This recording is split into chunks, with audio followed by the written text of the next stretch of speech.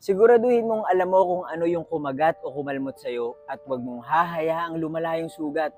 Kasi baka mamaya, magaya ka sa isang lalaki na nag-ibang anyo at tinakot yung buong pamilya niya.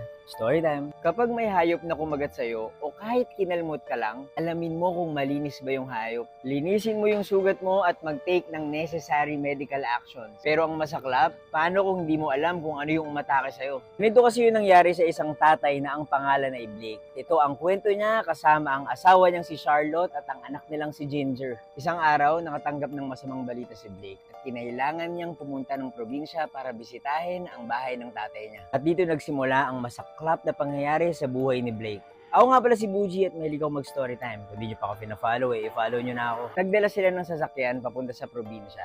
At nung malapit na sila Blake sa bahay ng tatay niya, biglang may nandistorbo sa kanila sa daan.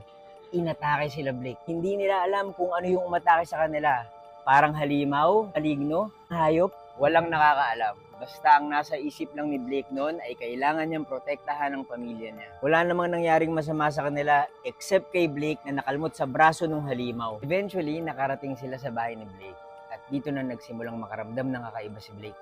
Para siyang nilalagnat na sinasapian at hindi siya makausap ng matino. Feeling niya, tatawid na siya sa kabilang buhay. Nung tinanong ni Ginger yung nanay niya kung anong nangyari kay Blake, ang sabi lang ni Charlotte, may sakit yung tatay niya. Pero ang kutob ni Charlotte, nagkaroon ng infection si Blake sa sakit na hindi nila malaman kung ano. Sabi ng kaibigan ko, parang rabies daw yung nangyari kay Blake. Pagkatapos makalmot o makagat, eventually, magiging asal hayop. Malala yung nangyari sa pamilya ni Blake at hanggang dun lang yung kaya kong ikwento kasi ayokong maging spoiler. Yan yung kwento sa pelikulang Wolfman at kakapanood ko lang yan sa sine at grabe, ang lala ng takot at sigaw ko. Panoorin nyo tapos tingnan natin kung makaya nyong hindi matakot sa loob ng sinehan.